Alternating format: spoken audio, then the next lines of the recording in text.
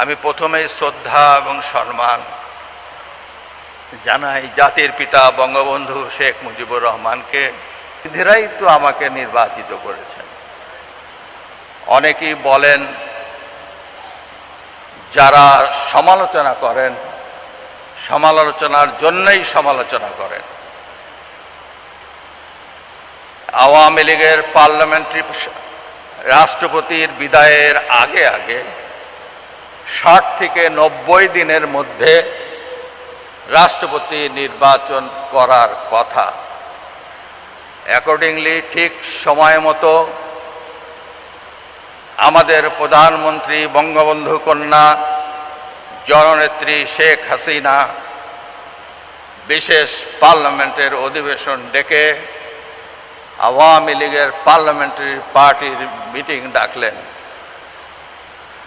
সেখানে মিটিং ডেকে তিনি এজেন্ডা হিসাবে রাষ্ট্রপতি নির্বাচনের এজেন্ডা নিলেন।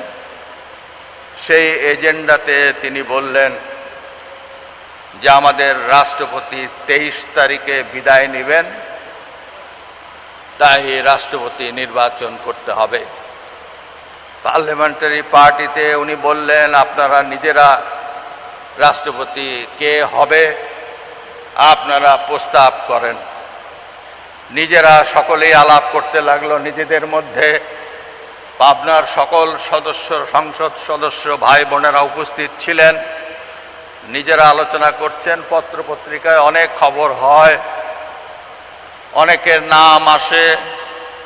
আমি একজন সাধারণ পাঠক হিসাবে আমি পত্রিকা খুব বেশি পড়ি, আমি একটু দেখি। আমার এখানে কোনো উৎসাহ নাই। আমি একজন পাঠক, পত্রিকা পড়ি, নাম দেখি, যোগ্যতার বিচারে দেখি। আমি অনেককে মনে করি এ হতে পারে, এ হতে পারে, এ হতে পারে। হোক না কেন, আমার এখানে কি? আমি তো খালি একটু ভাবি, কিছুই ভাবি না। আমি বলি কেউ হবে, নেত্রী করবে। পার্লামেন্টারি পার্টি মিটিং হলো, সবাই অংশগ্রহণ করলো। নিজেরা কি আলাপ করলো আমি জানি না। পরে শুনি, রাতের বেলা শুনি, নিউজে শুনি যে সকলে লিডার অব দি হাউসের উপর দায়িত্ব অর্পণ করেছে। লিডার অব দি হাউস অর্থাৎ প্রধানমন্ত্রী, তার উপর দায়িত্ব অর্পণ করেছে আগামী প্রেসিডেন্ট নির্বাচনের জন্য। এভাবে সভা শেষ হয়ে যায়। এরপর আর কোনো খবর নাই, সব চুপচাপ,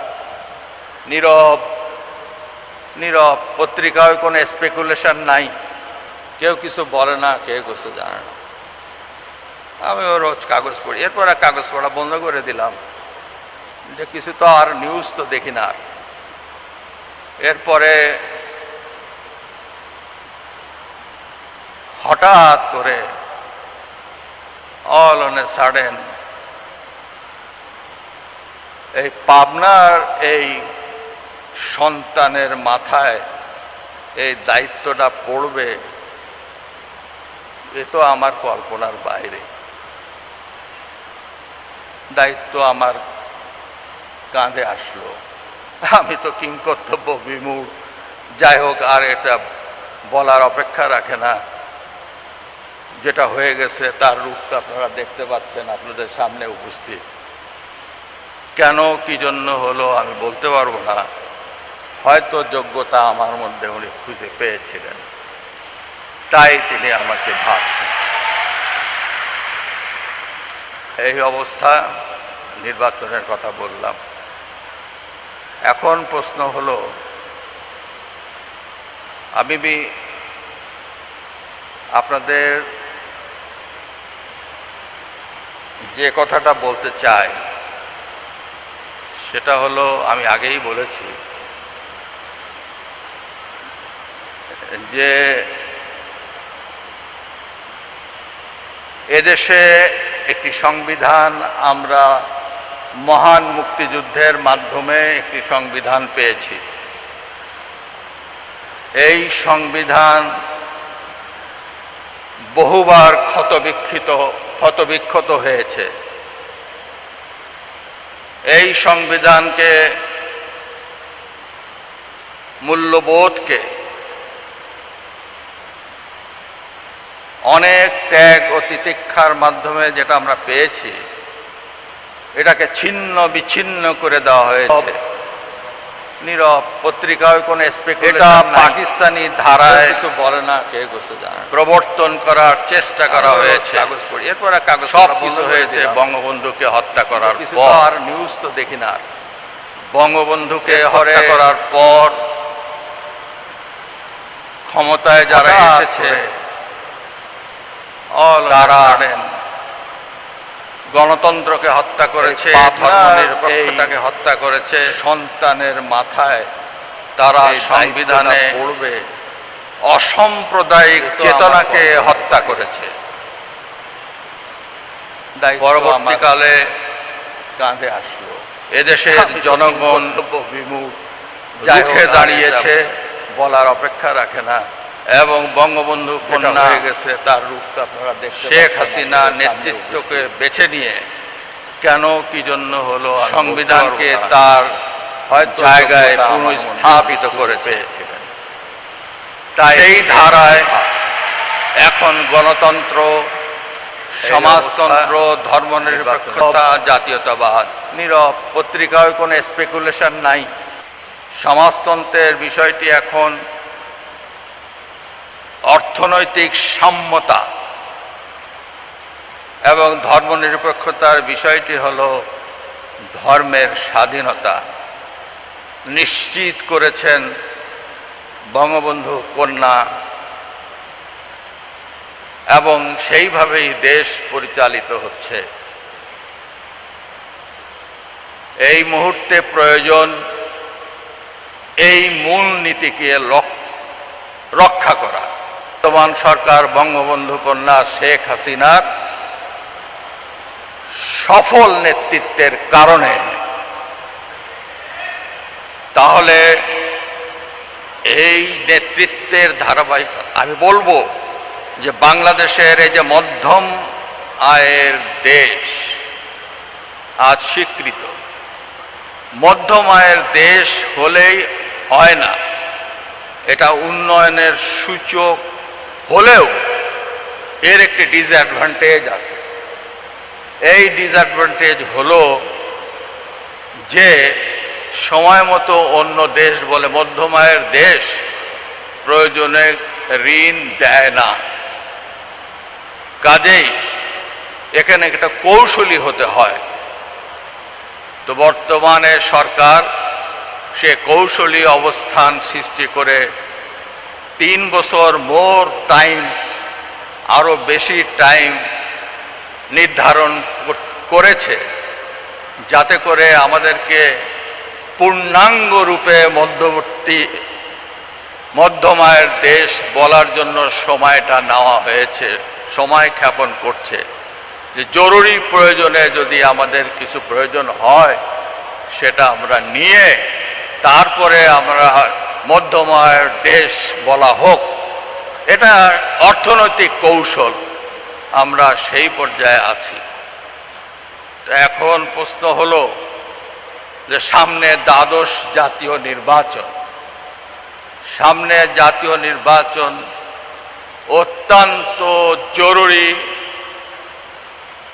এবং গণতান্ত্রিক শক্তির অস্তিত্বের প্রয়োজন, অস্তিত্বের জন্য অত্যন্ত গুরুত্বপূর্ণ।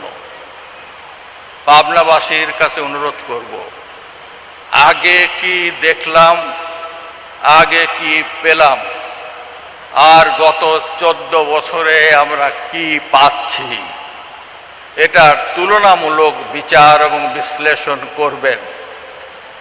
আগামী দিনে সামগ্রিকভাবে বাংলাদেশের অবস্থান কোথায় সেটাকে আপনারা বিচার করবেন, বিশ্লেষণ করবেন। অস্তিত্বের প্রশ্নে আগে কি লুট হলো, আগে সম্পদ কোথায় গেল, বিদ্যুতের নামে খাম্বা হলো, এগুলো আপনারা দেখবেন, বিচার করবেন। আমি আপনাদেরকে প্রভোগ করব না, আপনাদের বিবেকের উপর ছেড়ে দেব আপনাদের বিবেক দ্বারা বিবেচনা করবেন। প্রতিনিধি নির্বাচনের ক্ষেত্রে আপনাদের প্রতিনিধি নির্বাচন করতে দেখবেন যে সরকার 14 বছরে বাংলাদেশকে কোথায় নিয়ে যায় দাঁড় করিয়েছে বিশ্ব দরবারে। আজকে IMF কি বলে, আজকে বিশ্ব ব্যাংক কি বলে, আগে দেখবেন। আপনাদের কাছে আমি কিছু কথা বলি নাই, কিন্তু বলতে চাই, বলার প্রয়োজনে বলতে চাই। আপনারা জানেন বিশ্ব ব্যাংকের সে মিথ্যা অভিযোগের কথা, আপনারা সকলেই হয়তো জানেন, পত্রপত্রিকায় দেখেছেন। যখন পদ্মা সেতু বানাবেন মাননীয় প্রধানমন্ত্রী 2012 সাল হঠাৎ করে পদ্মা সেতু থেকে টাকা উইথড্র করে নিয়ে গেল বিশ্ব ব্যাংক, নিয়ে গেল জাইকা, নিয়ে গেল IDB, নিয়ে গেল ADB। এরা সব তাদের প্রতিশ্রুত টাকা প্রত্যাহার করে নিয়ে গেল। বলল বিশ্ব ব্যাংকে দুর্নীতি হয়েছে। এখানকার দুটি পত্রিকায়, নাম বলবো না এখন, ফলাও করে প্রচার করা হলো এখানে দুর্নীতি হয়েছে। আমি তখন দুর্নীতি দমন কমিশনের কমিশনার। দুর্নীতির কথা বলার সঙ্গে সঙ্গে এটা দুর্নীতি দমন কমিশন সুমোটো তদন্তের দায়িত্ব নিল। কেউ বলল না, বিশ্ব ব্যাংক ভিতরে ভিতরে দুটি পত্রিকা দিয়ে নিউজটা করালো। 2 মাসের মধ্যে বললাম যে এখানে কোনো দুর্নীতি হয় নাই। সেটা ছিল মূল সেতু নির্মাণের টেন্ডার প্রক্রিয়ায়। বিশ্ব ব্যাংক চুপ করে থাকলো, কোনো উত্তর দিল না। 1 মাস পর তারা আবার বলল যে দুর্নীতি যদি মূল সেতু টেন্ডার প্রক্রিয়ায় না হয়ে থাকে তাহলে দুর্নীতির জন্য ষড়যন্ত্র হয়েছে। আমরা বললাম এই আবার কি অভিনব অভিযোগ। আমি ডিফার করলাম, আমি বললাম দুর্নীতির জন্য ষড়যন্ত্র কখনো হয় না, এ ধরনের কথা আমাদের পেনাল কোডে নাই। দুর্নীতি তখনই হয়, ব্রাইব কখন হয়? ব্রাইব হয় অফার এবং অ্যাকসেপ্টেন্স। আমি টাকা দেব, তিনি টাকা নেবেন। যখন টাকা দিলাম, টাকা নিলাম, তাহলে সেটা ব্রাইব হয়ে গেল, সেটা ঘুষ হয়ে গেল, সেটা দুর্নীতি হয়ে গেল। আমি টাকা দিলামই না, আমি একটা টাকাও দিলাম না, আর এখানে কেউ নিল না, দুর্নীতি হলো কেমনে, ষড়যন্ত্র হলো কেমনে? স্বাভাবিক প্রশ্ন। আর যদি কেউ লয়ার নাও হয়ে থাকে তাহলে সে এটা স্বভাবেই বুঝবে এটা হয় না। আমি বললাম হবে না। কিন্তু দুঃখের বিষয়, আমার 3 জন সাথীর মধ্যে মতামতের গড়মিল হয়ে গেল, লাগলো চরম দ্বন্দ্ব, সরকারের মতো সরকার হয়ে গেল। অদ্ভুত কাণ্ড। সরকারের সিনিয়র মন্ত্রী, সিনিয়র উপদেষ্টা এর মধ্যে ইনভলভড হয়ে গেল। আমাকে বলল বিশ্ব ব্যাংক যা বলে আপনি শুনে নেন। বিশ্ব ব্যাংক বিনা দোষে আমার কানমলা দিবে আর আমি এটা শুনবো, এটা কখনো তো হতে পারে না। আমি বললাম মাননীয় মন্ত্রী, আমি আইনের ছাত্র, আইনে লেখাপড়া করছি, ভাই আমি তো পারবো না। তো বলে কেন পারবেন না? দেশের স্বার্থে পারবেন। একজন ফট করে বলে উঠল, আমি আমেরিকার স্টেট ডিপার্টমেন্টে গিয়েছি, সেখানে আমি স্টেট ডিপার্টমেন্টকে ম্যানেজ করেছি। স্টেট ডিপার্টমেন্ট ওয়ার্ল্ড ব্যাংককে বলে দিয়েছে তারা এখন টাকা দিবে। আরেকজন বলল, আমি ওয়ার্ল্ড ব্যাংকের প্রেসিডেন্টের সাথে কথা বলে আসছি, তারা এখন রেডি, তারা টাকা দিবে। তারা এখন বলছে আমরা ভুল করছি, টাকা উইথড্র করছি, we are ready to refinance. আমি বললাম যে ওরা রেডি তো টাকা দেয় না কেন? নেতৃত্ব আবুল হোসেনের চাকরি খায় ফেলছে, নেতৃত্ব প্রজেক্টের অনেক ডাইরেক্টরকে সরায় দিছে, নতুন টেন্ডার কমিটি করছে, নতুন ইকোনমিক আপনার এভ্যালুয়েশন কমিটি করছে, নেত্রীকে আপনারা যা বুঝাইছেন তাই তো করছে, এখন আবার আপনাদের অসুবিধাটা কি? না, এটা দুদক যদি করে তাহলে ওরা মেনে নিবে। দুদক কি করবে? এই এই এই এই এই এই কাজ করতে হবে। যা করতে বলে তাহলে দেশের সার্বভৌমত্ব থাকে না। বলেন, দেশ বিক্রি করে দিব? দেশের সার্বভৌমত্ব বিক্রি করে দিব? আমি বললাম, আমি ক্ষুদ্র মানুষ, আমি এটা বুঝি।